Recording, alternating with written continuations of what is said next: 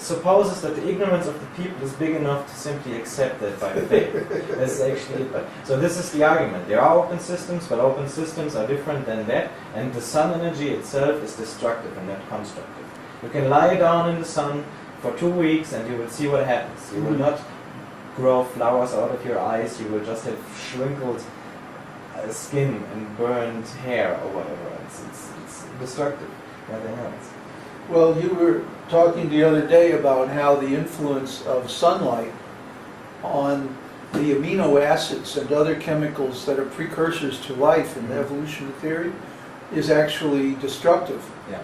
Yeah, ultraviolet light, if it hits a molecule of organic matter, will tend to dissociate that molecule.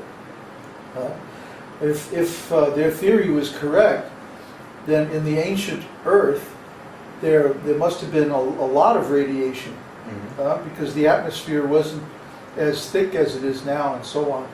So that's what destructive means, Neville. It means that ionizing radiation like ultraviolet light tends to destroy the building blocks of matter. It tends to break down amino acids and DNA and stuff like that. So that's why if you're outside without any protection, like in the desert, you will die from exposure. That's what exposure means. You're getting too much ionizing radiation from the sun. Now, what the main input of the sun to organic life is that it's a heat source, and it acts as a heat pump to churn the atmosphere and make our weather happen. But if you get too much sun, it's going to destroy your body. Therefore, we can't accept that the direct radiant energy of the sun is actually a component of biological evolution. Because the radiation of the sun is destructive to organic chemicals.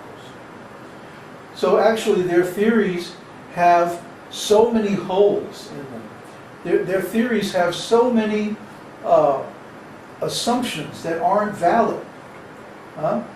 Their theories are actually political in nature. Well, why do you think we have public education mandated by law? Everybody has to go to school. And in the school, they create this artificial environment. For one thing, it's very artificial to be in a room full of kids your own age. When kids your own age actually comprise about 3% of the population at any given time.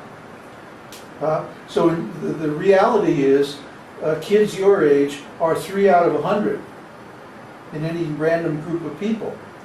So what do? They concentrate kids your age artificially in a room.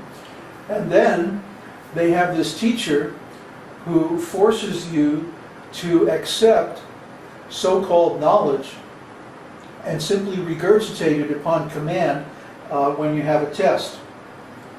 So you're given all these opinions. They don't explain why, they don't explain how, they just explain that you have to memorize this to pass the test. So you accept their opinions, and then you're trained to speak those same opinions as if they're your opinions. And there's no reasoning, there's no logic, there's no examination of alternate theories.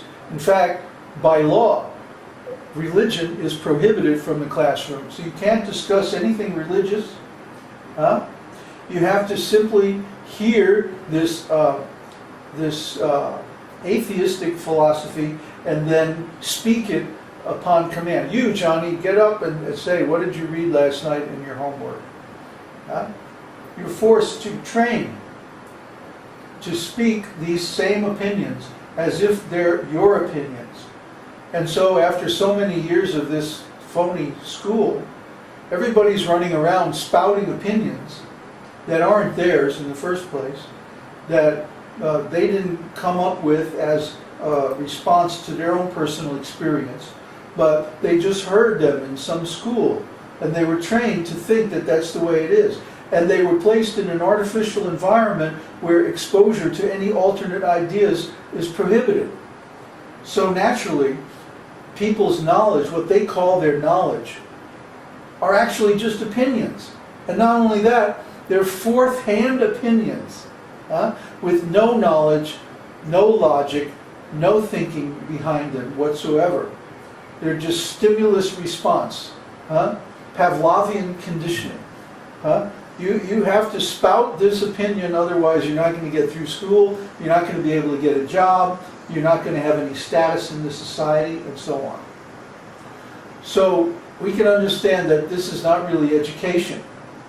This is just training. It's just conditioning.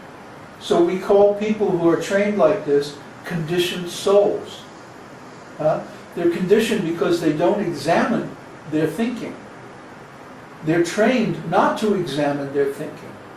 They're trained not to think at all, but simply to run opinions through their minds, and that's a substitute for actual thinking. Actual thinking is, you take any theory, any explanation, which is, after all, just a story, and then you examine the assumptions, the preconditions of the story. You also examine the narrative of the story, and you see whether this matches what we actually experience in life.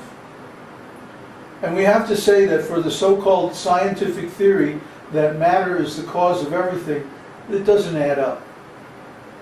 There are so many assumptions required for these theories, all of them. I mean, maybe the atomic theory is the only one that really withstands any scrutiny at all. Because atoms can be shown to exist. Atoms are accepted in the Vedas also, that they exist and that they are conserved and that they go through different reactions and transformations. But actually, everything else, that matter is the cause of life, that matter itself is the cause and origin of the universe, that matter organizes itself into the forms of the universal creation, that evolution is due to chance random mutations, and so on and so on and so forth, that consciousness is due to the activity of the brain, and so on and so on and so on. All these theories are completely just politics. There's no actual proof for any of them. And if you start to think through them and examine their assumptions, you see why. For example, that consciousness is a function of the brain is completely bogus, because we see there are actual medical examples of people with extensive brain damage who are still conscious. It's not that everybody with damaged brain becomes a zombie.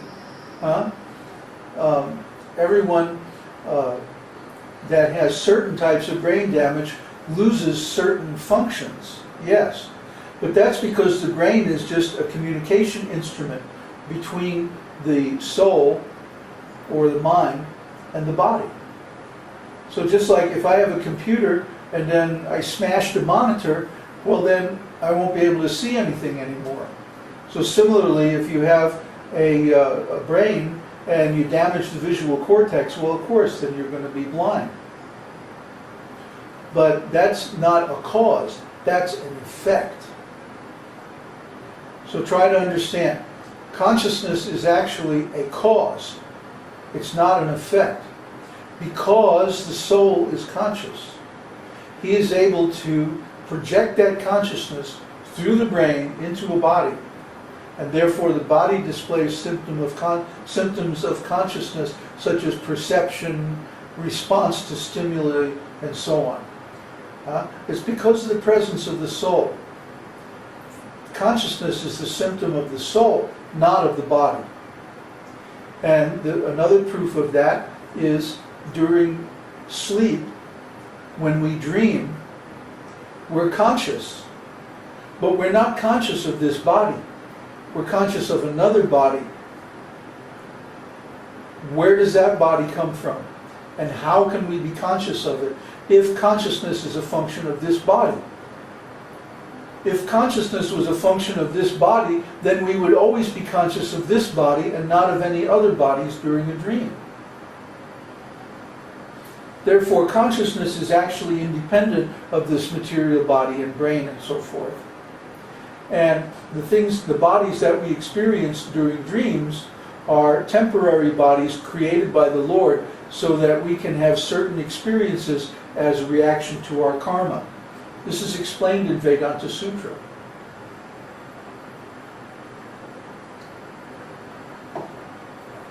So many secrets are explained in Vedānta-sūtra. Actually, everybody should read it.